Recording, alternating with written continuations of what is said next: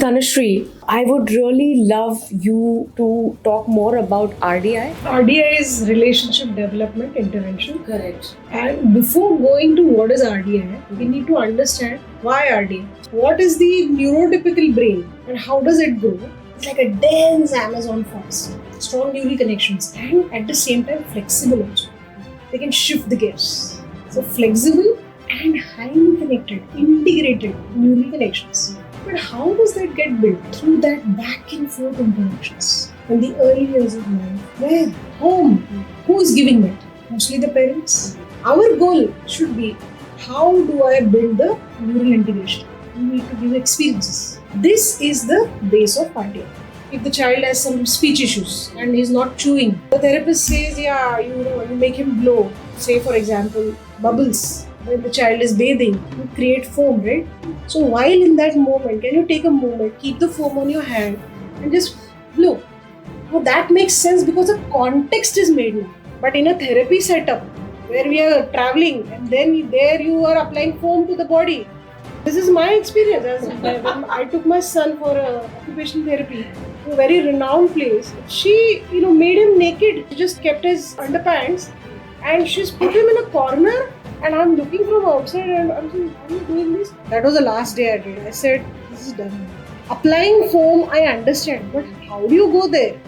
What is the context? The child didn't even know. We went to a room and would you do that with yourself? Would you allow that?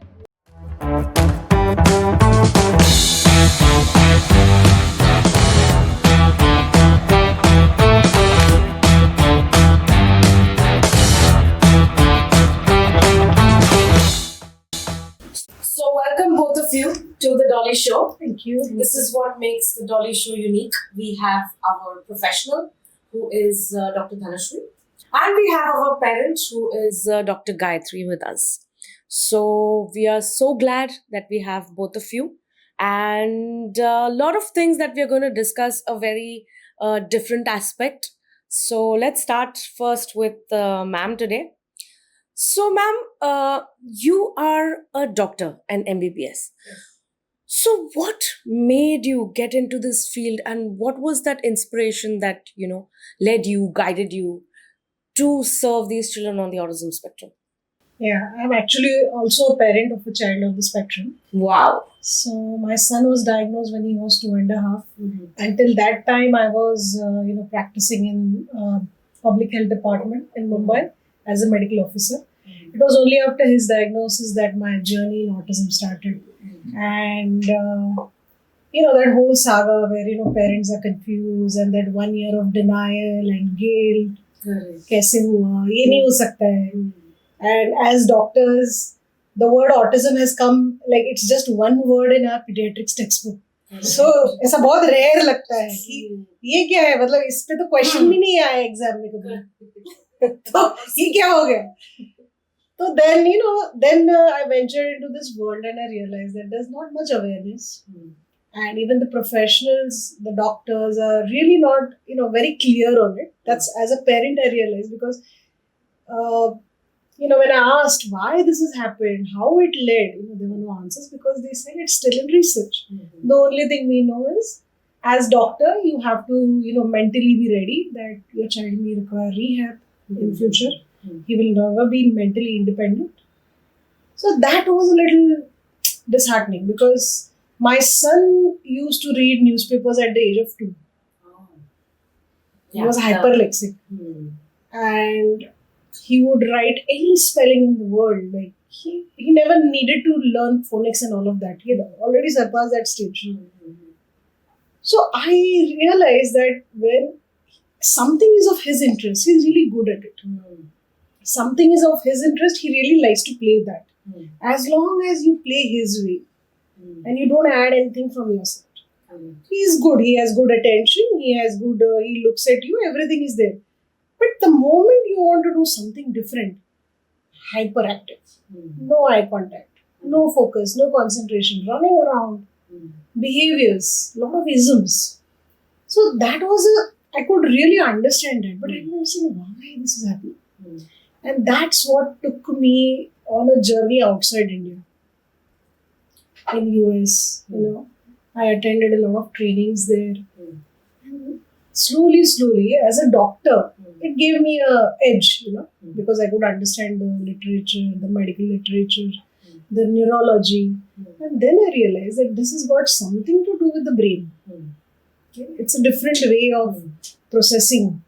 Okay? So that, one thing led to another. Attended a lot of trainings. Sometimes I would sit with psychologists and they would look at me, "Arey, who is here? Why a doctor? How is a doctor?" And then I would just very kindly say that I'm a parent, I've just come here for help for my son. So I'm just attending this training because I don't have an insight in this. So it was the same with the other therapists, the OTs and the physiotherapists. And that was something like they included me. They were very kind enough to give that access to me because I was a parent. So that gave me a lot of knowledge, and slowly I realized there's something different with this brain, and that difference is causing all these challenges. One thing is that it does also have some pros because he can do stuff which other kids can't of his age.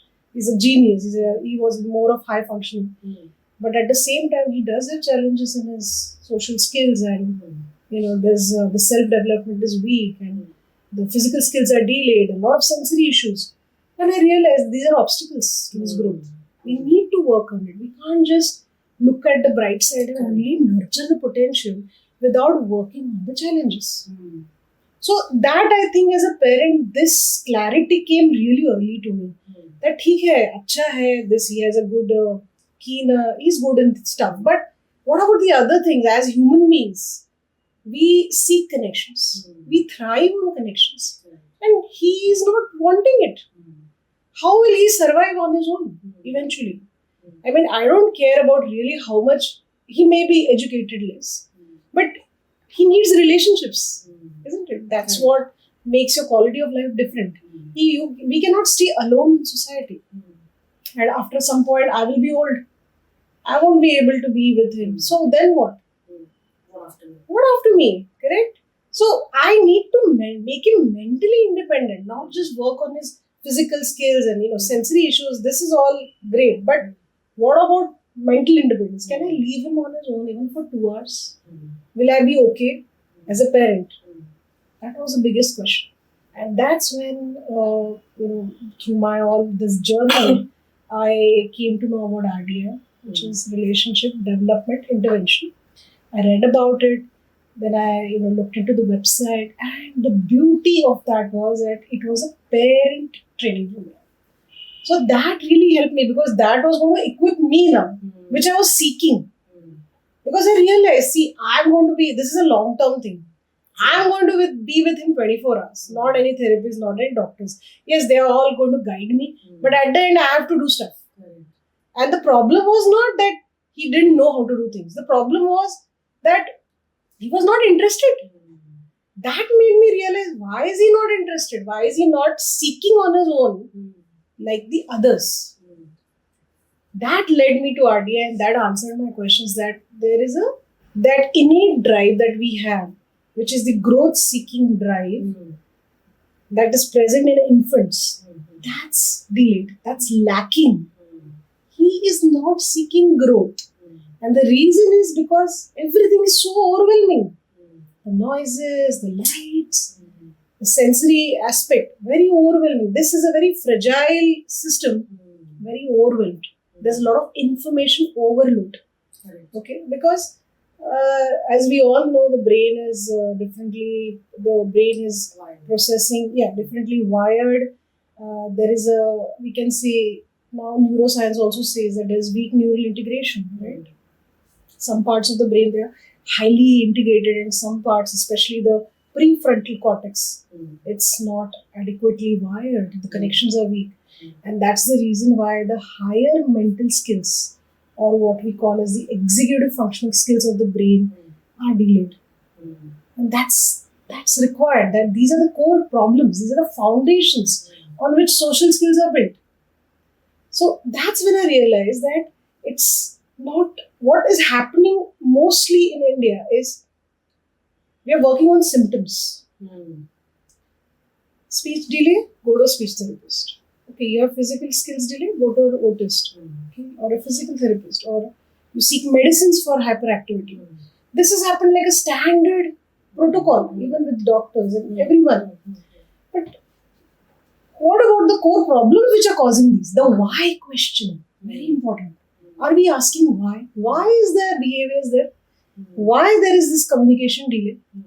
Why is the speech delay there? As parents, that was what gave me the edge that I was always behind the why. Why? Why is he doing that? I need to understand the why. If I can work on the why, automatically things will come back. True.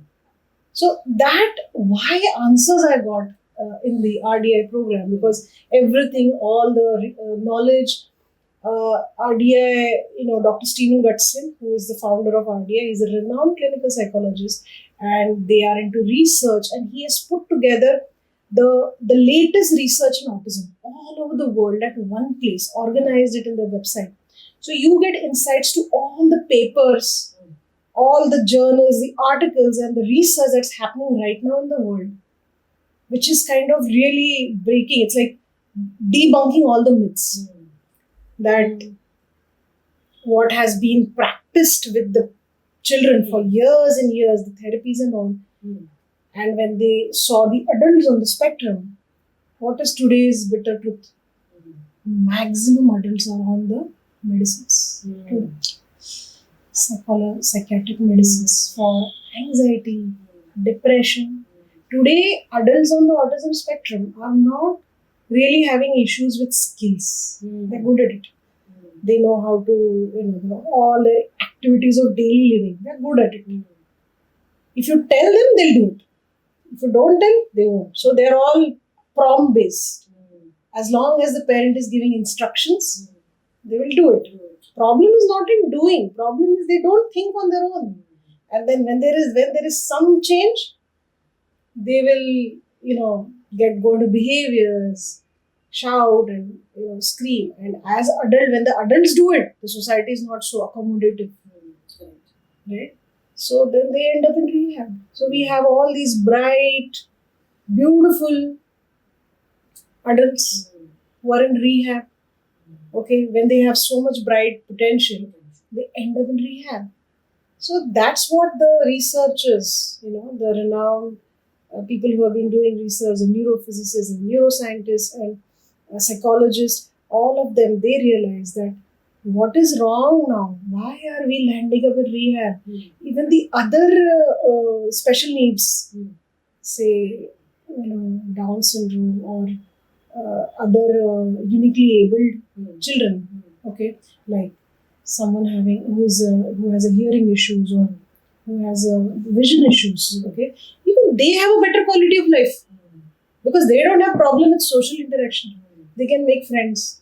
They can adjust in changes. They don't have behavior issues. They may have problems with physical skills and IQ issues, but they don't have problem with connections. But with autism, they look all good physically, most of them. And still they're landing up. They're good and many of them have so much potential. And still they're landing up in rehab. So that research really opened the eyes for for all the professionals who are working in this field, that something is wrong with the way we are looking at this condition.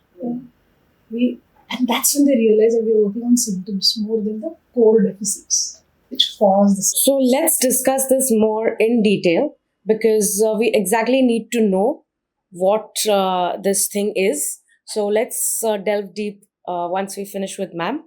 So ma'am, yes, lovely to know your journey and lots of things that we can delve deep into. I would love to know yours, ma'am. My journey as a mother was really tough because my son is 8 years old. So during first 5-6 years, it was like the child can behave hyperactive at some points. So many times I ignored it. I was like, it's okay if he gets hyper at some situations, and sometimes he don't show any interest actively in many activities as the adult children are showing interest in drawing, paintings, dancing, singing. But he was like, no, I don't want to. Don't force me. If I forced him, he used to cry. So I was like, it's okay, let him give his own time. So I waited till pre-primary classes.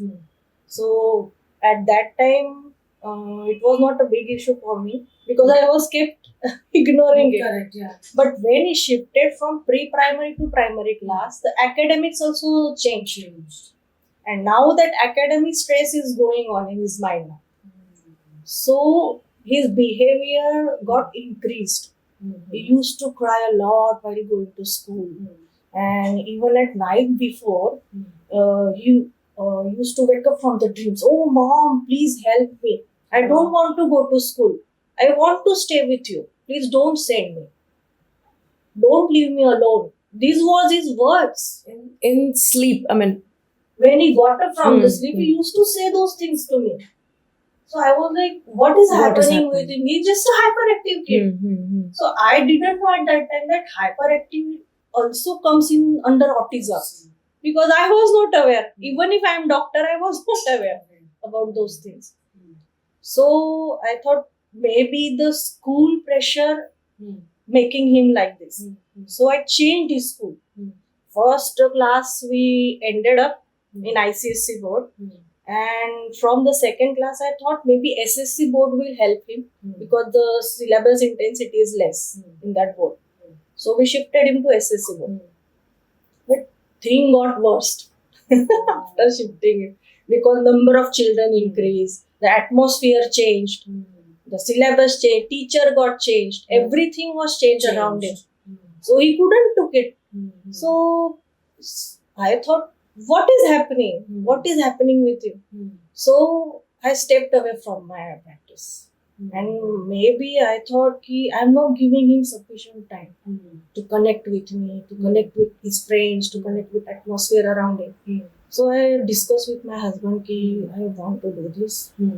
So he was like, okay, you go with it, whatever you feel. So I stepped away from my practice and I started giving him more time. I used to drop at the school. I used to pick up him from the school so that he will think that no, mother is with me. So I have support.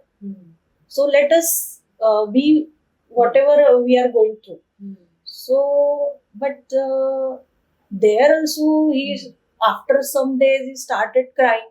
No, this school is also not good. I don't want to go, mama. I want to stay at home with you. Same thing. So teacher also told me that that he sits in the classroom. He just look around. He don't look around. He just don't look at the. He doesn't look at the board. He never pay attention. So I told teacher that you go slow with him for some time. Just give him some time because he is going through a lot, mentally also, academically also. So she was like, okay, we will think about it. And they told me that we will make him sit beside me.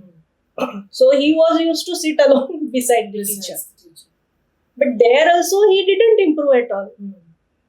So then now socially, if I want to talk, it is all about his academics. So it was a peak point for me to think what is going wrong in academically. Now if we discuss about the social life, when he used to attend the birthday parties, I have to accompany him every time. Because see, children play games, they play passing the ball, they play musical chairs, and in that period, so many times he doesn't want to play that games at that time because he know that I am going to lose. So if I forced him, go play. All of them are playing. You also play. Take experience. Go play. If we entered in that zone, so if we lose, so he used to cry a lot. He lie down on the floor, throwing tantrums. No, tell them to take me inside again. I don't want to lose this game. So see, socially also, It was a challenge. it was a challenge for me ki how to teach him, how make him to connect others. So it was social challenge for me. And third is mentally, I had already told you that he was literally depressed. One day he literally asked me, ma'am, mother, why am I a loser? in every aspect. I lose the game. I'm not good at studies. I'm not good at drawing. So am I a loser? I don't want to go anywhere. Just sit with me and hug me. That day was literally broke me down severely. What is going on? So I discussed it with my family, my husband, my brother, my mother-in-laws, my mother, father. They told me to search what is this going on. As I am a doctor, still I am not getting what is going on. So what they can help me, no? They are like, "Hey, we are supporting you. You try to find out. Go meet therapists, meet doctors, meet pediatricians, and ask them what is going on." So I searched through Google and I came across Dr. Dhanashree Pawar's profile. That day I read all about her, what she also went through, and how she started this center. So I thought, yes, she is the perfect guide for me. And immediately I booked the appointment and started my therapist. Wow. And then let's discuss what has been the difference. We'll discuss that for sure. That was, My journey. yeah, but it's a big hats off to you, because giving up your career and which, like, you being a doctor and opthal, and giving up your career and dealing with these issues and then finding the right guidance. Nice, good to know. We will discuss deep further. So, Dr. Dhanashree, I would really love you to, talk more about RDI, because that is something that needs to be addressed. So, yes, over to you. So, RDI is Relationship Development Intervention. Correct. It is a US based program. Okay. And it was founded by Dr. Stephen Gutstein. He's a renowned clinical psychologist. And before going to what is RDI, we need to understand why RDI. Correct. Right? So, first try to understand what is the neurotypical brain and how does it grow. Then we can understand what's going abnormal, what's going off track. First, we need to know what is on track, right? So, in very simple, I don't want to talk in a neurological Please, literature. yeah, we don't want to. So, even though I'm a doctorate, that's the tendency, and Yeah. I'm going to try my best to keep this simple. Yeah. And over the years, I have cracked this code of making everything very simple. Okay, so think of the brain like a very generally how the brain is, like neurotypical brain is like a dense Amazon forest. The connections are dense. Okay, trillions of connections on a fingertip. That kind of connections we have. But that connection is not built. That's not the brain that a baby, when at birth, the baby doesn't have such dense connections. It's built over a period of time. Okay, and these connections, when they're so dense, okay, that's what helps the child eventually to have the higher mental skills. Okay, being mentally independent. And when I say mentally independent, it means when they can have a conversation, they can talk well, they can express their feelings, they can understand others' point of view, empathy, okay, flexible, adapt to changes, okay. They have quickly they can respond, they can think in the moment and respond, okay, plan, prioritize, organize, have great memory, use things from the past to apply in the present, plan for the future, okay. All of these, okay, are higher mental skills, and these are required by a child even when they go to primary, because that's why we send them, right? 1 hour, 2 hour, can they be on their own? So how they are self-regulating themselves, how they can manage their behavior, okay, think, talk, right, play, learn without any obstacles, right? That requires a dense Amazon forest in the brain. And that, how it is built, how does it lead, that's very important, okay? Because here we are talking about if I may use one word from the neurology, is strong, highly connected, neurally integrated brain. Strong neural connections, and at the same time flexible also. They can shift the gears. Okay, Correct. so flexible and highly connected, integrated neural connections. But how does that get built? Is through that back and forth interactions that they get in the early years of life, where they're not going to any therapy setup, home, and who is giving that? Mostly the parents and the caregivers, correct? But there's a back and forth happening.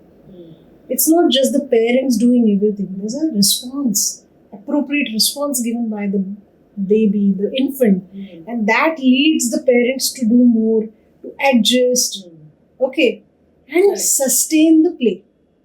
And these interactions create this strong relationship history, which is the platform for this brain. So we can say very simply that it's these experiences, these back and forth interactions that builds the brain architecture. This is neuroscientific. This is evidence-based. This is from Harvard University that I'm saying. That experiences builds the brain architecture. Okay. So now we know this is how the neurotypical brain is built. And that's why we have a dense Amazon forest here. Exactly opposite is the autistic brain. Where, especially in this area, okay, where children are mentally independent, this area makes them mentally independent, right? Regulate the emotions, think in the moment, okay? This area of the brain especially doesn't have this dense Amazon. It's more like, what could be a opposite? Like not exactly a desert, but a scarce garden, not so good, so densely connected, not so well integrated. So there's a lot of chaos because each center is working in autonomy now. They are not communicating to each other. There's no teamwork now. Each one is doing their own thing. A lot of chaos. So that is why these output is also different, isn't it? The way they process now is different. So we have these behaviors, the play is different, they're mostly in their own zone. And you know all about autism, the symptoms that we have, right? So now our goal should be, how do I build the neural integration? Correct? True. How do I make it a dense Amazon forest? So we have the answer. You need to give experiences. You need to have a lot of back and forth interaction. Okay? This is the base of RDI. So in the RDI program, why the parent is trained? Because they are the most trusted guides. Number one. Okay? They're the most trusted guides. So you have to equip the guides only who are the biological mentors of the child. Number one. Number two, which is the most meaningful, authentic environment for the child? Which is the most safe environment? The home. And which are the meaningful activities? Which are already they are familiar with seeing and doing. The daily things that are happening in the home, cleaning, okay, playing, doing fun-based things, doing tasks around the house, right? Watering the plants, cooking, okay, kitchen-based activities. It could be fun-based, something they do on the bed, tickling each other, playing peekaboo, right? So many activities at home. No need of any equipments. Okay, so that's where, now see, parents are trying. Now this is where the program comes, that parents are already trying to do that at home. Okay, in fact, they're trying so much to initiate interaction, but it is failing. The child doesn't give a response because the brain is differently wired. So that is where, as parents, we feel very hopeless that maybe I'm not a good parent. I'm trying everything. Maybe the child is not responding. So this problem that the parents feel very hopeless, they have tried. So in RDI program, what the consultants do? So RDI doesn't work on its own. There are consultants who are like, they are the artists, you can say, who curate these experiences, who design these experiences between the parent and the child. Okay? So I design the experience. Okay? The parents execute it. It's videotaped. Okay? Because that's the only way the consultants can see what's happening. And we only see and learn. Okay, so that I can see what is happening. Because there are so many small moments where, we can, oh, why did he do this at this moment? Let's go back. Let's watch the recording again. Something that we have missed. And there are so small things, like just maybe a shift of element from object from here to here causes behavior. And then we realize, okay, this is the problem. Let's work on that. Let's not do it. And then we see a difference in the interaction. So by trial and error, every week, follow-up meetings, we get to establish the smooth back and forth interaction. So that's the work of the consultant. How do I establish a back and forth interaction between the parent and the child? That experience is completely designed by me. Taking care of the lifestyle, of that, the culture. It's very flexible. It's personalized to the parent's time, their availability, the child's time and availability. Right? And also working on obstacles. What are the obstacles? Why this back and forth is not happening? Obstacles could be in the child, in the parent. Now, as a medical doctor, that I get the edge because I can work on even medical issues. So if the child has any diet issues, I am able to give a nutrition advice because that's causing a lot of dysregulation. For example, if the child is on milk and having sugar, say candies or chocolates, right? Parents are not able to discipline or set very healthy boundaries around those, right? They have to give because otherwise the child throws it goes into a meltdown if we don't do that, right? So we have, like, many children are like given sweets on a daily basis just to keep them okay and calm. But then what is happening? That sugar is adding to that dysregulation, causing more behaviors, right? So as a doctor, I give dietary advice that, okay, well, let's reduce that. Slowly we see that even milk is a known agent. It's proved that milk causes hyperactivity. And in many children, in my experience, it also causes constipation because the gut is weak. Okay? The core muscles are also weak in autism, right? So, dietary advice, looking at whether the sleep is optimal. Some children are sleep deprived. So, how do I help the family to have so that the child gets better sleep? Because if he's better slept, then he'll be calm. Like that back and forth interaction, be more engaged, right? So sleep, there are a lot of parameters for this experience to work. It's not just one piece of the puzzle that we are working. Here, I'm 360-degree taking care of everything. The diet, any medical medicines. I have another family. Their daughter is 22 years old. When she came to me, she was 2 years back, so 20. She had not passed 12th. And they were struggling with behaviors. She was super hyperactive, very hyper. They couldn't, and they were both working from home. So imagine they couldn't even work because she would shout and she would constantly like shadow them, keep asking repetitive questions. Okay, highly verbal. Okay, we can say hyper verbal. So the parents were all exhausted. They put her on medicine to calm her. They had no other way out before they met me. She was on 4 psychiatric heavy dose medicines. One was for anxiety. One was that the psychiatrist misdiagnosed her as bipolar disorder. Misdiagnosed. Why? Because when she would go into a meltdown, she would act like Rani Mukherjee from a movie called some movie, but she would act like some actress and she would say those dialogues. Okay, so because she would act like that, the psychiatrist thought she has a split personality or bipolar or maybe schizophrenia. She was put on those drugs, and those drugs caused her to gain weight. Okay, everything is troubled. So already the problem was worse. With the medicines, it worsened. And imagine I'm talking about an adult. It's not a child. Everything changes when it's an adult. Correct. When they came to me, you will not believe it. It took me 1 year to wean off those medicines. 1 year. Because we cannot wean off psychiatric medicines. Correct. Like that. Slowly. But that 1 year, it was weaning off the medicine and empowering them to handle her behaviors in a very calm way, not react.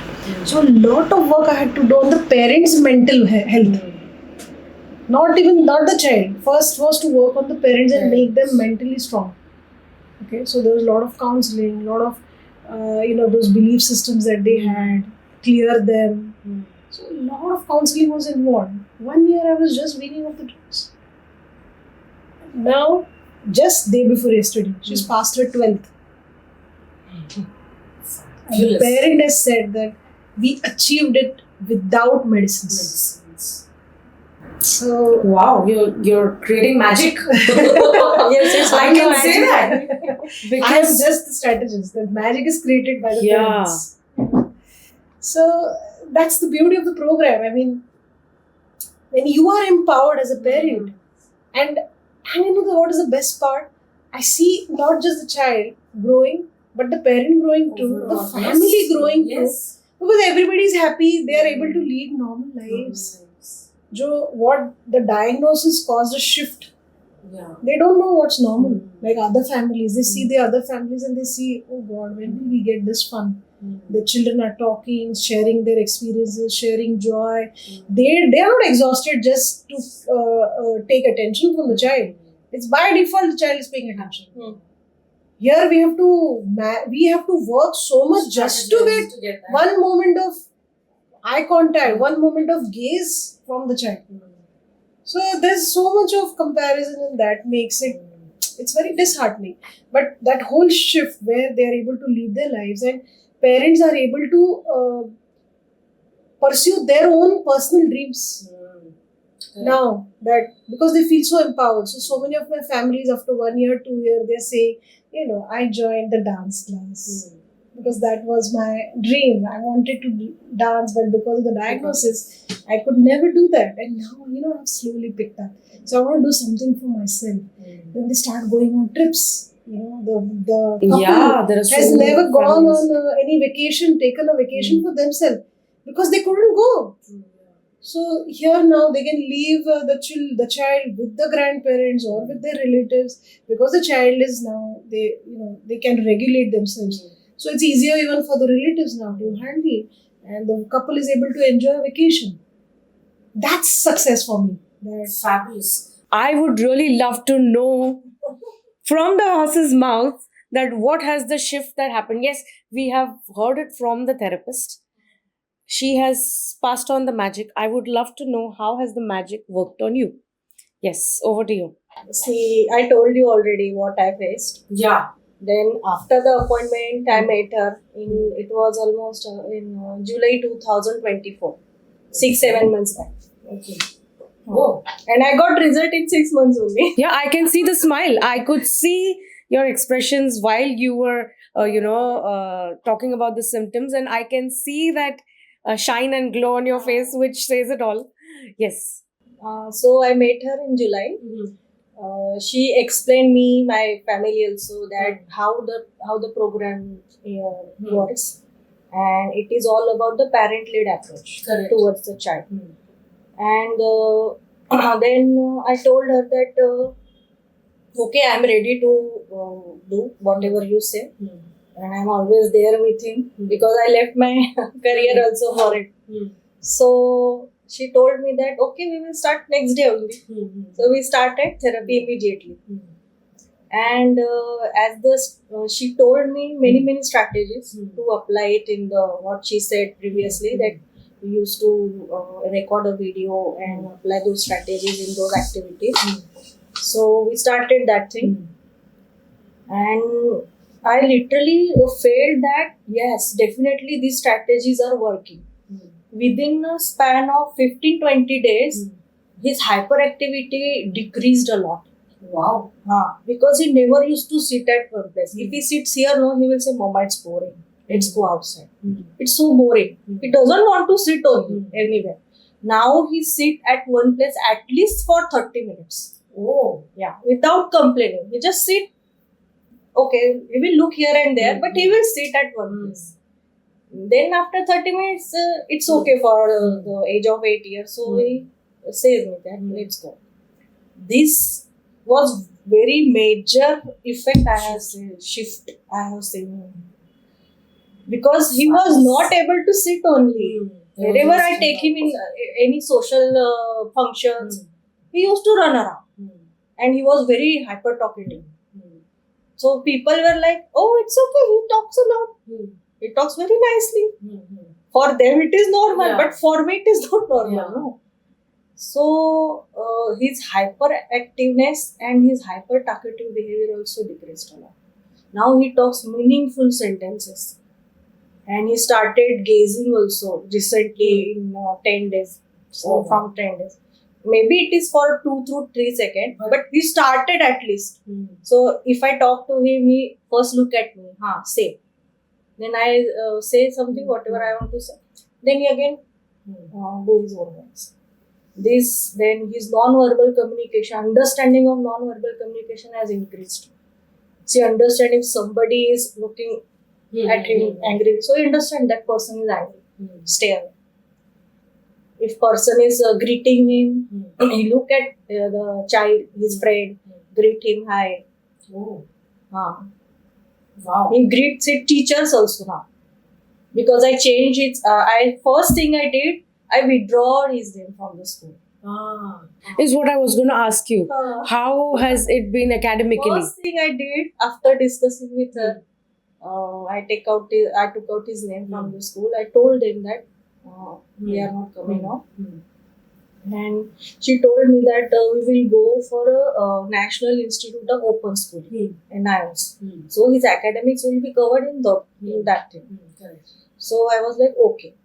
So academically he got stable now. So we know that what we have to do academically. So we shifted him to a small class, 2 to 3 hours, 2 hours per day. It is from Monday to Friday. So I told there also that he's under therapies and all those things. He is recently diagnosed as the autistic child. So they are like, okay, we will do, you guide us. Then we will follow the rules. So I took guidance from her. What to do academically. I'm talking about academically first because it is most important. A major concern for thing that parent. was a concern. Yeah. You have to educate your child Correct. first. How to write, how to read. So he was really weak and he has dyslexia also, mild dyslexia. So he used to confuse in between B, D, P, Q, till, quill. So I asked her, she guided me very well. And those things I told my teachers, you follow this protocol. Then they followed. Slowly, go slow. Then first help him with the pictures. And then go with the words. That idea she only told me and I implemented it. That's all. So now recently academically, if I say he can read 6 to 7 letters words. Yes, he can read by doing phonics and all those things. And 4 to 5 letter words he can write. He can remember. Water, if you say water. So he can remember, yes, WATER. So now the phonics is in Yes. so in the market. So what so he remembers it. Yes, what so I have to read WATER. This I have seen. And it's really big change for him also. Yes. His confidence Definitely. increased a lot. Yes, I can do something. That's what he was used to say, I'm amazing. loser, mom. Yeah. I'm not good at anything. Yeah. And that has shifted. He came out of that thing. That's major. Yeah. That's like major. So I'm so happy about this. True that. That he's finding now himself. Yes, I can do this. I can do. I can read. I can listen. I can write. Before he used to miss the lines also. If lines are there on the blackboard, he used to miss the one line and directly start from the second line or the line which is written on top. Now it doesn't happen. He properly write whatever. Copying was also issue for him. So it was also resolved. So academically, he's definitely improving. I'm very happy with this. And social life also, I told you already that he started gazing now. Yeah, he's He started greeting his teachers, his friends. Wow. Now he talks very relatable topics. And you understand that somebody is angry, somebody is not interested in him, he understand those things. Now that person is not interested in me, so he will not come and talk to me. Don't run behind it. This thing also he understand. I remember you telling about the birthday party. How you sent him. Birthday party also, I sent him alone now. Oh wow! That was a major Yeah, breakthrough. it was really, he was like, don't mama, no need of it. I will First go. time. First time He he went alone. himself told me, don't come. I will go with my friends and I will manage. Eating by his own, playing with children.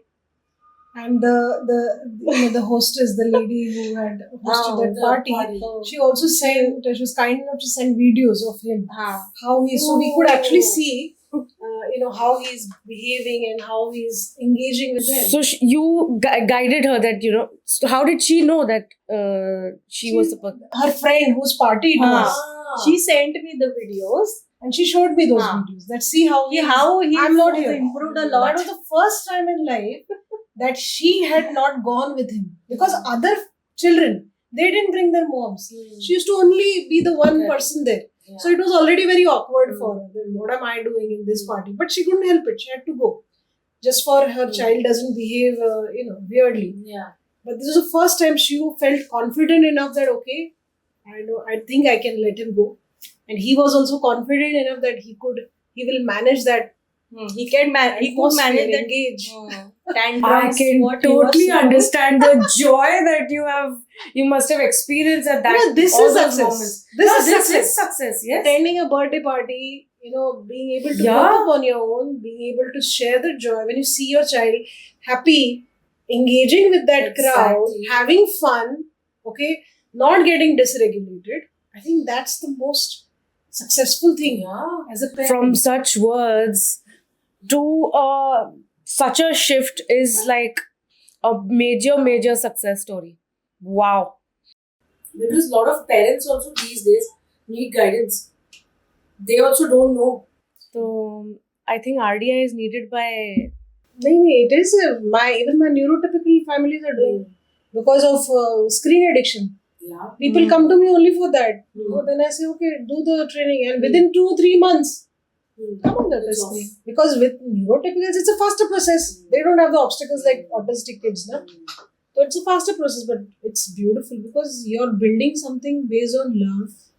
There's no medicine, there's no surgery, na? It's all based All purely based. on love and mindfulness. The true essence of life, basically. So taking this case in particular, what were the strategies that you applied to make this shift happen? See, the first thing you always work on is, before giving guidance, you need to create a safe space. Then when the parent has to build a relationship with the child, the consultant also has to build a relationship with the family, the parent, right? Unless there's a relationship here, that relationship won't be. Okay? So it's very important that first, the parents get a safe space to just vent out what's happening inside. There's so much denial, so much guilt. Some of the families just want to cry. They feel so disheartened. This hopeless. And I'm talking about parents who are IIT professionals, top CEOs, and left their careers. The diagnosis has made such a shift in their life. They are not able to enjoy the life that they dreamt of. Right? So that causes a lot of mental health, a lot of feelings which are unheard. Plus this continuous judgment. Everybody is giving advice. And they're only giving advice. Most of them. There's no support. There's no facing, acknowledging that, oh my God, this must be so exhausting for this. And here we are. Just random observations where you're giving an advice. Hey, why you can't control your child. You haven't disciplined enough. And the parent is just taking in all this, and more guilt, more anxiety is coming in.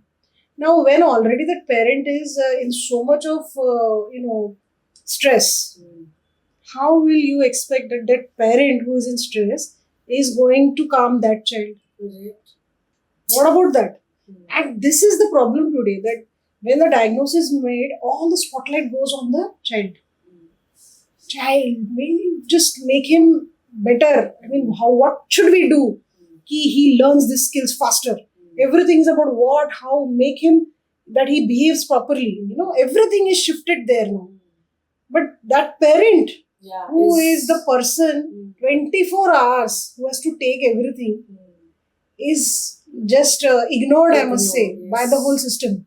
What about how are you going to support this person, individual, who started out in his life having, high dreams, to at least the least we can do, least dream that anyone has to be happy, have joy. And that has gone. And it's becoming worse by the judgments. Right? So first is to create that safe space that, you say whatever it is. Let me just hear you. Let me just acknowledge, because I have gone through that. And I didn't have anyone.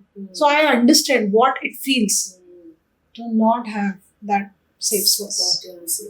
I know what it feels like. I always felt that I want to be a safe space to others. Maybe that will heal my trauma. Okay. So I found that it healed me when I could listen to others. That was the first thing. Once a safe space is created, parents are better mentally.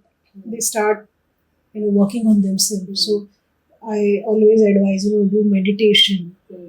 Meditation is sometimes it's a trigger word. Then no one wants to do meditation. So it's okay. Can you just have your cup of tea very mindfully? Enjoy the sip, not be in a hurry. Can you enjoy that one moment? Because that's also meditation. Focus on your breath. Can you just leave everything aside? Be in the moment. Be in the moment. Okay, can you just try to do that? Because that's what you need now. So practice being in the moment whenever you can. Okay. And for now, let's keep all your expectations of your child in a cabinet. Lock it. We'll remove it when the time comes. For now, let's forget. Let's forget the diagnosis. Let's forget the expectations. Let's forget what your child is not able to do and how, it's bad. I understand. But let's just keep it aside for some time. Let's start from scratch. You, your child, nothing else now. You work on yourself. You make yourself calm first. Then let's try and build interaction at home. Even if it's 1 minute. There are so many times it happens that the child is not even ready to engage. So my first assignment, this is how we do is, we meet every week. Okay. And the assignments are video assignments. So I give assignments. And this week I want you to, be in the moment, enjoy something where you're mindful. Okay. And just sit with the child and shoot. Sit, no matter what he's doing. Just get comfortable with the video, shooting and being on camera. So slowly, but it has to be consistent. Consistency has to be built. It cannot be one random moment in a week. It has to be done a few times in a week so that your presence becomes familiar to the child. That's the first step. So the strategy is number one, working on parents' mental health, making them feel safe and heard, and trying to help them mentally, counsel and support them. Okay, shall we will, and it's baby steps. It's not, how do we do it in 1 week? No. What's the first step? What's growth for this week? Let's do that. So it's baby steps and everything is video assignments. Okay. So slowly, we work on the child obstacles if there's any diet issue. Okay. If there's any other issues, like a lot of children with her son's case, he didn't have a lot of sensory issues. So it was a little, she didn't have so much obstacles. She could start. Sometimes there are a lot of obstacles which also need to be worked parallelly on. So where, therapies can help. If there are severe physical issues, we need therapies. But then it should be a team. It should be united. The approach should be the same. You are doing something else, I'm doing something else, child will get confused. Correct. So this is very important, that the team needs to be together. So many times with many families, I have the teacher also on board. I have the therapist on board, where, the basic approach, I have already told them that, okay, this is what you want to teach. I understand. But how you teach it, I'll tell you. Because that's where everybody is clueless. They have 100 activities to do. And the child will do it also. through rewards. Chocolate dega, if you give a chocolate, he will do it easily. But he'll not apply that at home. When the parents are clueless, we bring them to therapies. They are doing all puzzles, sorting, everything. But they are not using it. Why? Because it's not meaningful for the child. He doesn't know why he is made to do that. Right? The therapists are also clueless. They also feel like that. So how do I integrate therapies also? But the approach has to be uniform. It has to make meaning to the child. So an example would be if the child has some speech issues and is not chewing. Many times it happens. With picky eaters, they will not eat solid foods. They only want to eat liquid foods, and mostly because they're not chewing. So we need to work on the muscles around the mouth, the oral muscles, right? Now the therapist says, you make him blow. Just do blowing. These are the activities, very standard activities given. Child is not interested to blow, and if you force him, his behaviors increase. So on one aspect, we see there is a change in skill. He's better here. He's able to chew. But another aspect, behaviors have also increased. So what's the point? So how do you teach the skill in such a way that anxiety doesn't come in? Because anxiety is our biggest enemy. Correct. Anything new you want to teach, if you're forcing, if you're going to do something that is completely, the child doesn't find meaningful why he's learning. If you don't provide a reason to the child why he should learn this, it's going to increase anxiety. Like any other person, even we won't learn anything unless we are provided with the reason. If we don't know why we are learning, why would we be okay? Why would you? Yeah, definitely. Just because somebody is caring or giving a reward doesn't make sense. It will make sense maybe 1 or 2 times, but not every time. So eventually anxiety is going to come in. So the first thing as therapist, so instead of blowing, oh my God, why do you want to make him to blow for no reason? What can you take which makes sense to the child? So say for example, bubbles, or when the child is bathing, you create foam, right? So while in that moment, can you take a moment, keep the foam on your hand and just blow? Now that makes sense because the context is made now. There's a context now. It was a bath time, foam was already created. So we took this moment to create this activity. Child doesn't know that we are working on the oral muscles. For him, it is fun. Yes. And it's meaningful because it is done at that time, the bathing time. But in a therapy setup, where we are traveling and then there you are applying foam to the body. This is my experience. When I took my son for occupational therapy to a very renowned place in Mumbai, that autist, she literally, made him naked. She stripped him of the clothes. She just kept his, underpants, and she's put him in a corner and she's blocked him with all the blocks and everything. And I'm looking from outside and I'm saying, why are you doing this? No, he has sensory issue, tactile issue. We need him to get used to the tactile texture. I said, but with this inhumane approach, striking him like this, you're striping him, and then he's crying and he's not allowed also to come to me. I said, what kind of approach is that? I understand your goal, but what about the how to get there? That was the last day I did. I said, this is done now. No more of this. Applying foam, I understand, but how do you go there? What is the context? The child didn't even know.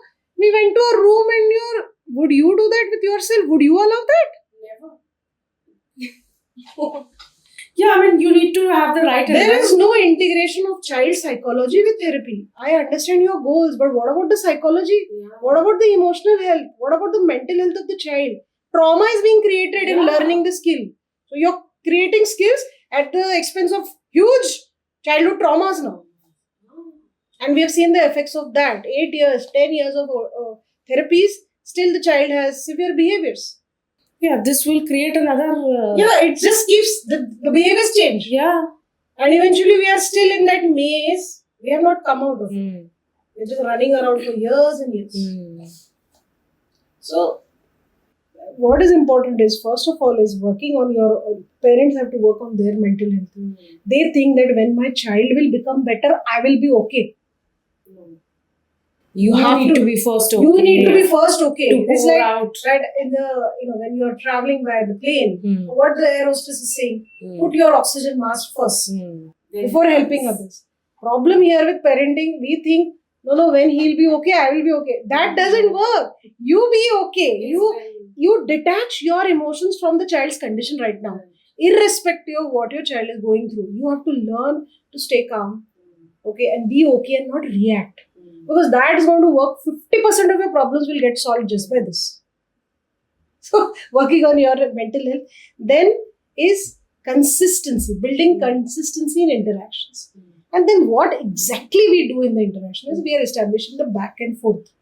So, how do we do that? Just few basic tips that I would like to share is number one, understand now this is to make the child communicate better and speak, you need to speak less.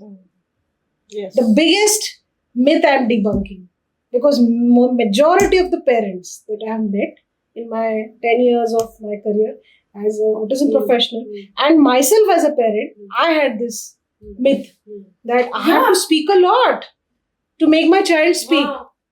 I was also the same. But it doesn't work like that because it's a slow processing system. The neural integration is weak. If you want to speak so much, it's going to cause all information overload. System will just get hang, na? Like it's a processing, right? So you cannot speak less, he'll speak more. Give space for him to speak. The child takes at least 40 seconds to process what you just said. So there's already a lag. Plus you're continuously speaking. Secondly, you want to make your child fast. He's slow. You need to first slow down. You can't hurry. You can't say, I want to be fast, then my child will be fast. No, it doesn't work like that. The more slow you are, the more the child is able to process, register, comprehend what's exactly happening. What are your actions? What you're saying. Everything has to be slow enough with a lot of pauses. Okay. Number 3 is please let the child think. Don't think. When you give instructions, when you give commands, you're giving ready-made. Why will the child want to think? Anyways, it's a thinking disorder. The children are not thinking. And if you are going to give ready-made instructions, okay, child has to just do like a robot. It's not activating the thinking. And thinking actually builds new neurons, new connections. It's through the process of thinking that our brain is wired. And new connections grow, and you're not creating opportunities to think, you're doing everything, ready-made instructions. If you focus on the doing and not on the thinking, so majority times what happens, we are focusing on making the child do and giving instructions and making them do. It should be opposite. You do if you need to, but let him take the decision. So example, you want to make noodles and there's a moment and the child is hungry and I say, you like noodles, you want to make noodles, and I'm like just standing there till the child decides to take the first step, which is searching for the noodles packet instead of me going and taking it. Does he take a decision? And if he says points noodle packet, that's enough signal for me. Okay, he's thought of the first step. And then I may go and take it. I'll help there. Once I get it back, I'm again waiting. And now I wait for him to think. And then he thinks, I need the scissors. Okay. Then I may help in cutting if it's needed. That's fine. But he has to tell me what he needs. Every moment you can create for the child to think. The more he thinks, the more neurons are built, connections are built, and that eventually helps the child to cope up with the real world. You'll see that there's a difference now with the situations that he's able to be better, cope up, behaviors have reduced, communication has become better. He's thinking in the moment, responding in context. Very important. Contextual. Correct. Not meaningless, not random. Everything is now coming back. Everything is in the context. So we can't make the child think immediately, although that's the strategy. But why you need a consultant is, how do you put this now for this family. Because if you start doing it as a first step, you'll get more overwhelmed. First, you need to create a safe space. So that trust has to be built between the parent and the child.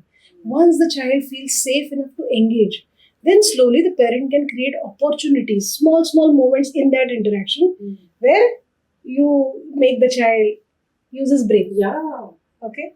And then that also slowly, then he gets used to that because everything is built on consistency, repetition. They need to apply the Even logic. first of all, they are very scared. It's like going to the gym on the first day. Nobody wants to. Okay, they want to live. So many times it happens that when the moment the child realizes, oh God, this is a thinking moment, they'll quit. They'll go into behavior or they'll want to run away. And that's where now the parent needs help now. Now, what do I do at this point? Because it's shooted on a video, I can help. Then I tell them how, okay, if this moment comes, I actually show them videos.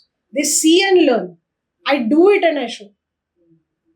Everything is, we are learning through inspiration. No one is preaching. This is all being done. They see, oh yeah, this parent did. Yeah, I can try this. Okay, let's see. And whatever you're doing, I can see on the video. So I can exactly get the essence of it because I can see it directly instead of from a bias or from some perception. Because when we talk, it's not objective, it becomes subjective. When it's on the video, it's factual. I can exactly see what is happening. And then very stupid things may be there which you don't realize. Like there's some object placed there and you're doing an interaction. And the child immediately starts fidgeting. And the only feedback I have is object, remove. Or it could just be one comment that the child, or one glance like this. And trigger. I say, why did you do this? Remove that. So that's removed. Next time the parent is just looking. I have only one feedback. Can you just look it down? Without any judgment or any because the gaze expression. causes anxiety. So it's very difficult for the parent. So lot of support has to be placed by the consultant. Because it's challenging, no? You are running with them in that marathon. It's not that, okay, run, bye-bye, I'll meet you at the end point. It's not like that. The consultant is also running with that marathon runner. So that at every point when the runner is tired, the consultant will help. Okay, you're tired, you can take a break, but we cannot give up. We have to go. And the runner says, oh, where do I go? I can't see. I say, I see where we are going. I want to give you the direction. I just want you to run. Run joyfully. I'm going to make this journey as joyful and easy for you as possible. Easy and simple. That's going to be my work. But I need you to run. So that I see you there. That's where the magic is coming from. Now I get it. Fabulous. I mean, believe me, it was a debunk. Lot of things that you said, yes, major debunks. That the speech thingy was like crazy. Yeah. The first thing, like, when parents come and then I say, okay, I need a video. Everything they say, he's doing like that. I say, yeah, I need a video. I don't understand what you say. I need to see it. So, they do it. And then when the first assignment, I wanted to play with him. It is so difficult because they have been used to shooting the child. Only the child. And now I want them also to be on the camera. Now that's very awkward. And they say, this is very new. You want me to be there playing? I said, yes, because you are taking the training.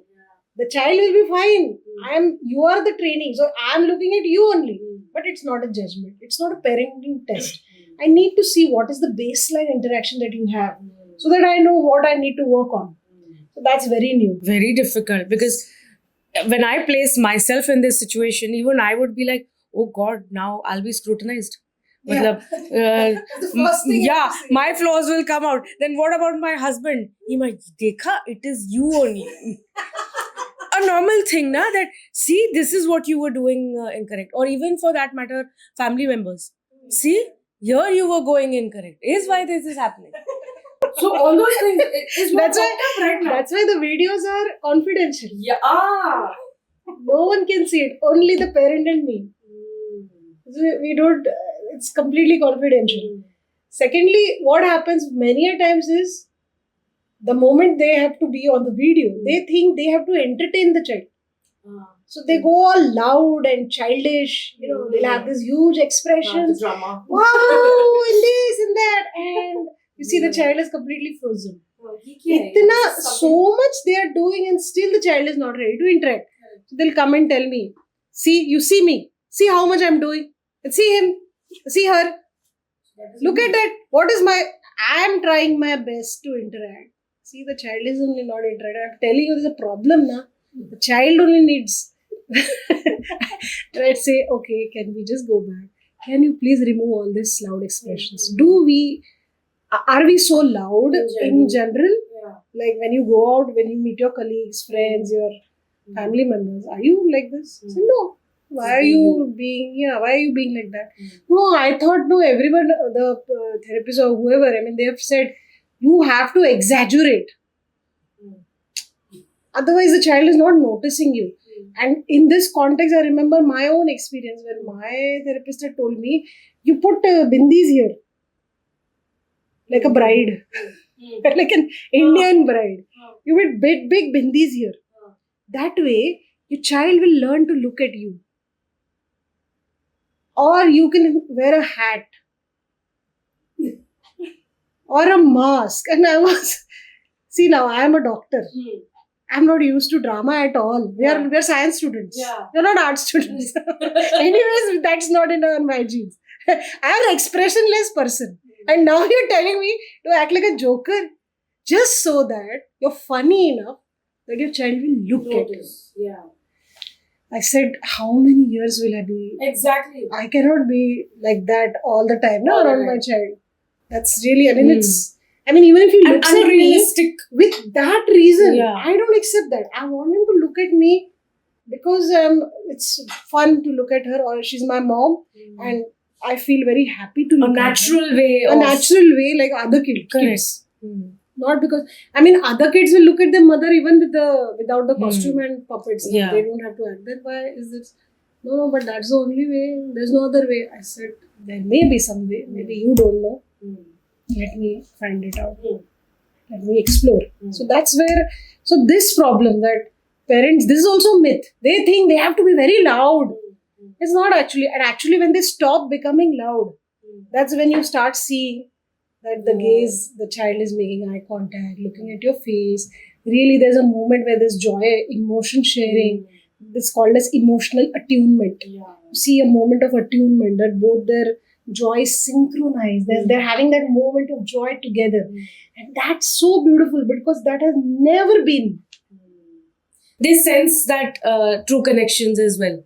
True connections, genuine. Yeah. And they feel so relaxed. Oh my God, I had to do so much to get this. And now I just I'm doing nothing and I'm getting it. I'm getting it.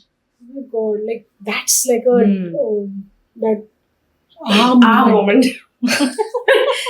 So many years I had to do it because our therapists have been telling us, why you're like that, you should talk and you should talk loudly. Again, the tone. You speak at a louder tone. And I see the videos, I'm saying, why are you speaking so high volume? Because our therapist told us. Otherwise, speech will not come. I'm like, let's just go. Let's just delete this. Can you just speak? I want you to be as soft as possible. Now see, coming from a loud space to a soft space, very challenging. So again, they need a lot of hand holding. It's not that they don't want to do it. They don't know how to do it, number one. And while doing it, a lot of challenges are coming. There are a lot of internal conflicts. It also triggers their own childhood wounds. Correct, right? Their own childhood wounds are triggered. And sometimes when the child is in meltdown, how do I handle the child? And my only response is, you have to not react. I want you to stay calm, keep a smile on your face. Just physically see to it that he doesn't harm anyone and harm himself. So you hold the child. But more than that, you're not going to do anything else. This is so challenging. Yeah. It takes, for some parents, it takes a good 6 months just to learn this. They say, how can I not react? I'm getting all this anger. I can't see this. I said, from where is this anger coming? Let's explore that now. Why is it coming? and then they think because they're not used to even this space. If self-reflection is not there, and this is one space that I create with families is self-reflection. From where is this anger coming? They think a lot. They say, no, it's like that. And I said, no. Think. Then they'll say, I'm very exhausted here. The whole day I'm working, and then I come home and this child is doing like that. I say, correct. So one is physical exhaustion. That's one reason. Secondly, what else is happening in your life? They'll talk about some conflicts, something in their personal space. And very, very commonly what comes up is a childhood wound. Okay, they say, when I was very angry in my childhood, I was not allowed to speak. So much pent-up anger is there because I was a child. I was not allowed to speak, and now I feel all that anger is now coming back when I see my child. So it's like a pent-up anger which is getting all bursted in one moment. And even they are like, when they see it on camera, they feel, why the hell am I acting like that? They also start reflecting on their own behaviors. That happens because we have a video. Because they never realize they look like that. Because you will never see yourself in the mirror. Correct. When I am behaving, how it feels. I say, my God, it's so embarrassing to look at myself. I say, it's okay. No one is judging you. Let's just look. It's okay because we have to work on the dark parts. So that is the journey. So that is why every week there's a lot of follow-up. I see more than the child here. The parent is being 90% is parents. 10%. So many times I don't even see the child in the first meeting. Okay, I say as long as I see the parents and I feel they are flexible enough to modify their approach and learn, open to new learning. I think child will be okay. It's not about the child. Fantastic. So we have busted a lot of myths today and a lot of eye-opening moments that we have got. One thing in sync with what we have been talking. So there is this stereotype parenting, or there is this notion that parents have about therapy, be it how to be with the child on the spectrum. So given in this situation, how do you think as a parent you have been breaking the stereotypes? So some tips that you would like to give our audience to break the stereotype and to use this approach? See, first thing is that you accept the situation as it is. So you know that what is going on and you have to work on it and you have to run with the child. You can't hand over the child to therapist or anybody else. Do whatever do you. I want the results. It's not. You also have to be with the child for the full journey. So that is the thing. Be prepared yourself mentally. That you have to be there with him unless until he start to take decisions on his own. You have to be there. Second thing, family support is also very important in this case. If you are busy with the child, who will take care of the surroundings? So don't be shy to take the supports. Ask for the support. Don't think that yes, I'm capable. I can do anything. I'm doing myself. So don't think such a way. Take the support. Ask people to help you. As a consultant is always there with you. And third thing is that don't delay the therapies. If you get to know something is wrong, immediately approach the consultant. Immediately. Don't think that it will resolve on its own when he will grow up. It is standard thinking in our country. हो जाएगा. It will. He will mischievous. When he will grow up, he will be he will handle himself. No. You have to consult for that. So don't delay. And meditate. Yeah, is what I wanted to, discuss on that aspect. First, calm down yourself. Try out things which is positive for you. And I personally used to meditate since 2 years. So it was not a challenge for me to sit and do everything.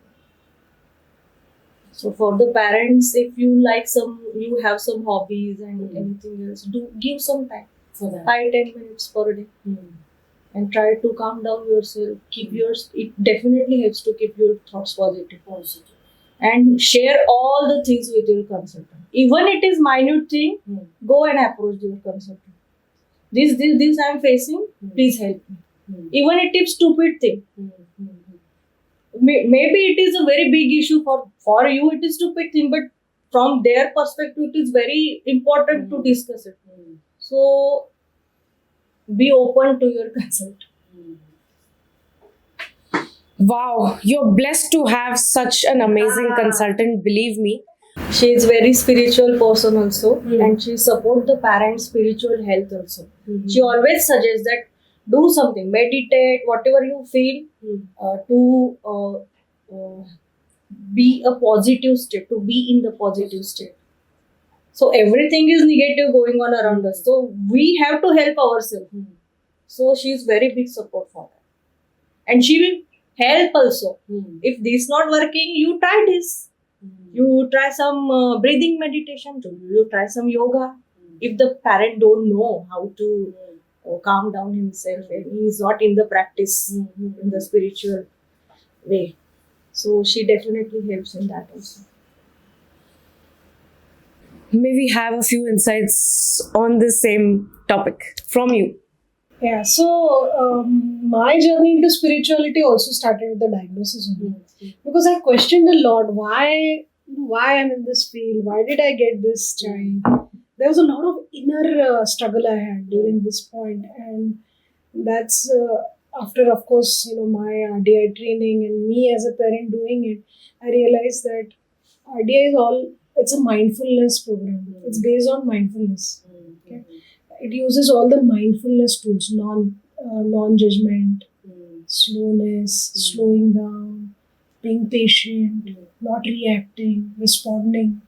So that practice, that led me to realize, it made me more spiritual also, that space that I shared with my child during interactions was not just a healing space for him. It was healing me too. And I realized that this was the calling. This was the purpose of my life, to work on myself, be a better person. Okay. So I realized that it's not him he is getting healed. I started on this journey to treat him, to make him better. But I realized this was all about me, about healing me. So God created this challenge so that I seek healing for myself. I needed to heal myself, be more authentic, okay, and venture and nurture my own potential as who am I, other than being a doctor or a mother or a wife or all these roles. Who am I? So that is where the spiritual angle, and I started my spiritual journey. I did other trainings also, which were very aligned with the RDM, okay, like arts-based therapy, right? That is again, you're creating a safe space for your client, facilitating through arts, using music, using games, using drama techniques. But again, it's mindfulness. So that helped me work on myself and understand my inner child wounds. Okay. And when I started healing that, I saw just those energies. It had a ripple effect on my child, right? If I was calm, my family atmosphere changed. If I was dysregulated, everything was miserable. So it's like I have to work on myself. So I'm also an energy balance practitioner. So it's like something like Reiki, right? Because Reiki people know. But I have learned other schools like Touch for Health. It's from Australia. It's a kinesiology technique. And there's epigenetics, there's metaphors, there's a lot of other tools in the world which work on balancing your energies. So this is energy medicine I'm talking about. Because why I ventured here is I realized that my child is not able to communicate his emotions. So many times I don't know what's happening with him. I needed a tool which will make me understand even when he doesn't talk. So the energy balance techniques, okay, through muscle testing. Right? That's a technique which we use in energy balance. Through muscle testing, I could understand what emotions are showing up in his body. Okay, and I started doing this gentle rubbing, some points like acupressure points, okay, some reflexes, very gentle, non-invasive loving, which actually when I did it became calm. So that was another one more way if I could integrate that with my program. So a lot of times what I do is, especially even with the parents, like just counseling doesn't work. Correct. So I give them a simple strategy. Okay, there's something called as emotion stress release. Okay, can you just close your eyes and just keep a gentle feathery touch on your forehead for 20 seconds, and when they do that, slowly you see after 20 seconds they feel better. That's because the blood circulation to your prefrontal cortex has increased because of this reflex. It's called ESR. This is technique. So small, simple tools to work on your stress, to work on the child's stress. Okay, when integrated, that helped to go faster holistically. It's a holistic approach now, and spiritually also. So many times a child does something and you behave in a certain way. It should make you question, why did I behave? We need to ask ourselves, why do I say this thing or why do I do this thing? When we do that, we never question. We never question ourselves, why did I say this? Exactly. Why did I do this? We are only looking at the other person, but we never ask ourselves, why is this my pattern? That whenever this certain thing happens, my response is this. Yes. So that takes you into that part that, okay, this is kind of hardwired, it's a programming. It's coming from my own childhood. This is how I saw my parents do. That's why I'm doing. And breaking all those traditional parenting and kind of stereotypes of parenting, what also happens is you start doing things differently. Like in my family, when my consultant told me you have to keep silence in your house because your child gets overwhelmed. So you see to it that people are not watching TV in front of him. There's not a lot of parties and all of that. And I was a very social person at that time. And don't keep a lot of things because visually it's a clutter. Then I went into minimalism. So if you see my house now, very basic things are there. So that because it also helped me in a way where I have to come back and again maintain them. Yeah. So that I might can help. vision that. Yeah, I said, wow, having less things removes this toll on me. My energy doesn't get wasted on maintaining them.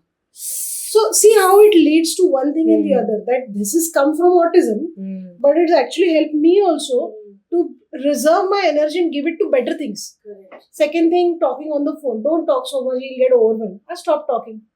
I stopped gossiping. Everything. Even automatically, it helped him. It helped me also because now I was not wasting time doing all this. I stopped partying. I stopped doing all that. And I started focusing only on the core things I need to do.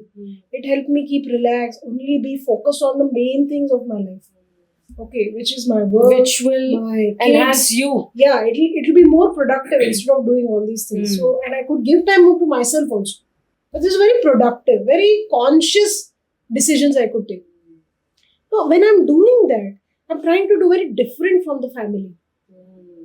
I'm breaking norms. So not everyone is happy when I do it. So there's a lot of setbacks from my family, from everyone, because they're not used to seeing this. Right. It's like for them, everything has to be repeated. Yeah. It's the same pattern. How can you be like that? How can you just not call anyone? How can you just tell us to be so quiet? We're used to watching serials. You're telling us. This is a problem in every family. The grandparents want to watch the serials. And the child is getting into ism. And the bichara, that poor mother, because the consultant told her she's trying to request, please don't watch. Can you just watch when he's not around? Because now everything is recorded. But then there's a conflict created. She's purposely saying. See now, what is the intention? Everybody forgets intention. Yeah. The intention is the child. Can you please remember that? Sometimes with that intention, we'll have to change. But not everybody gets that. And that poor mother, to heal the child, she has to, Face the world. face that so many relationships break to build a relationship with the child. This is a problem in India. At least with the Indian They don't families, understand. they don't have problem with connecting with the child. That they learn easily. It's not rocket science. I teach them very simply. Problem is Oh my god, how do I tell my mother-in-law to not talk so much? She keeps talking, she doesn't understand that this is what is helping. Or how do I tell my father-in-law to not look into so many things now? He's continuously exploring. He's telling me do this, do that. I've told everyone I'm doing, just wait and watch. Just support me in my journey. But nobody's doing that. And especially the mothers in India. I mean, fathers are very few fathers are really doing this. It's mostly the mothers who take the onus of the program. The mothers are doing it. And she has, so this is my one message to all families is please support the parents. Please empathize. True. They are going through a lot. You could never be for one moment in their shoes. True. If we keep you in that moment, you will not survive. I'm saying that. You'll get breathless. You'll get claustrophobic. And these people are surviving for years. Yeah. And thriving. They're trying to survive. Please let them thrive now. We're trying to create a different path. This is a revolution. We are breaking the norms. The last 20 years of research has shown us new paths. And they're so loving, so gentle. Yeah. They build on connections. Yeah. We're not talking about a new surgery or a new medicine which is under some clinical trial, experimental. No, these are already done. Existent. And parents have successfully, now they have success stories. The problem is awareness is low. And also because there's a lot of beliefs that parents have. Why should I do it? Let the schools take care. Let the therapists take care. They are doing their jobs. I say, but they will help you, but they are not going to be in your child's life.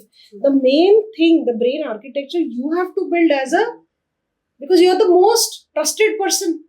And at the end, when their child is in a meltdown, you want to call up some doctor or therapist. Oh shit. You are the one who has to face it all. You're going to face it everywhere. You're going to go on trips. You're going to go to doctor's clinic. You're the one who is going to the school picking. You're the one who's facing the teacher. You are the one everywhere.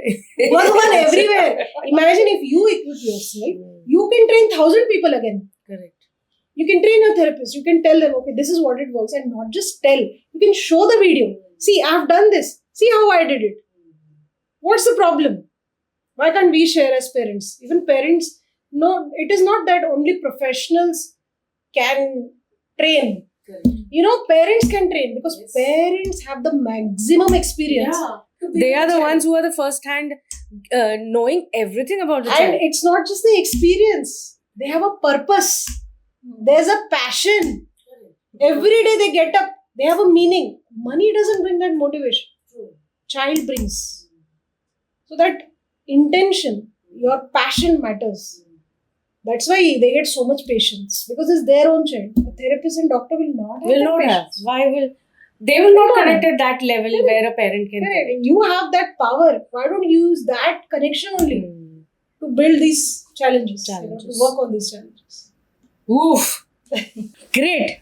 So, to sum up this beautiful discussion that we have had and eye-opening session that we've had, I would love to know first from you and then from you. What is your future vision? My future vision is that I get to connect with 1 lakh families in India. I want to connect with them and help them. Okay, and make these children mentally independent. So true. Not just physically independent. Have a good quality of life in future. Able to enjoy the moments that we enjoy, just like we enjoy. Make them capable enough to enjoy, not out of sympathy. The world is not going to change. They are what? They should can be do able it, to. so why not? Yes, make them strong enough to cope up in this world joyfully, not just survive, thrive. Correct. And there are ways that can be done, but that connection is a hard way. The parents. It's not an easy way. It's very easy to bat. Doctors and professionals, but sometimes we need to go this path to get the real effects and real success. A path unexplored. Which is the most important part. Yes. And ma'am, what about you? My son is 8-year-old, so right now I'm in another zone. So I was thinking that at least basic skill he should adopt. Like, so connection, social connections. His academic performance should be improved, and it is improving.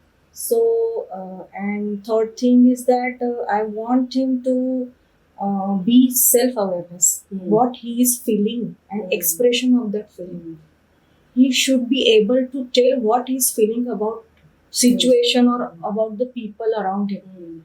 That is the main. Then only he can survive. No, if he is not able to express, anybody can throw him here and there. So he should be self-aware. That is my right now. My goals are Your goal. Yes. and I'm very achieving specific. it. I'm achieving it, and I'm very happy for that. That is called very good positive vibe. Empowered. Fantastic. Yes. Coming from a place of empowerment. Excellent. Thank you so much. Believe me, it's a game changer conversation that we have had today with you all, and we are really, really, really thankful. Thank you for Thank giving you. us an opportunity. Thank you so much.